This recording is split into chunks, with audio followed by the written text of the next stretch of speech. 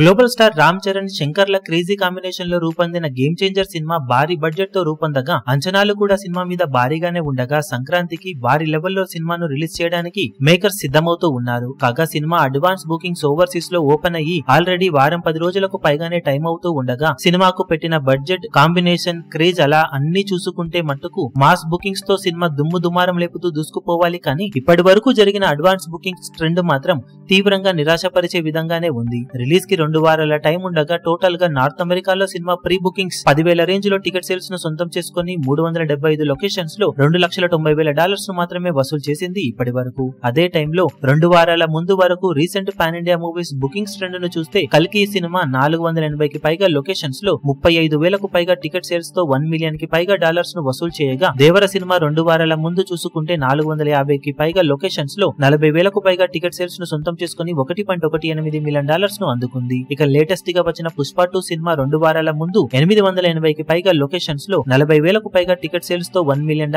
కు పైగా వసూలను దక్కించుకొని దుమ్ము దులిపేసింది. ఓవరాల్ గా ఈ సినిమాలతో పోల్చితే game changer cinema bookings trend చాలా వీక్ గానే ఉందని చెప్పాలి. కానీ మెయిన్ సెంటర్స్ లో బెస్ట్ స్క్రీన్స్ లో బుకింగ్స్ ఇంకా ఓపెన్ చేయాల్సి ఉందని చెబుతూ ఉన్నప్పటికీ ప్రెజెంట్ ట్రెండ్ మాత్రం ఇతర బిగ్ మూవీస్ తో పోల్చితే చాలా వీక్ గానే ఉందని చెప్పవచ్చు.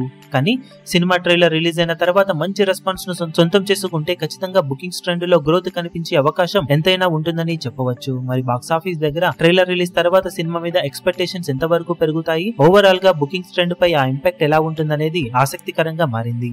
ఈ వీడియో మీకు నచ్చినట్లయితే లైక్ చేయండి, షేర్ చేయండి, ఛానల్ ను సబ్స్క్రైబ్ చేయడం మాత్రం మరవకండి. ఏ చిన్న అప్డేట్ ను మిస్ అవ్వకూడదు అనుకుంటే బెల్ ఐకాన్ ను ప్రెస్ చేయండి.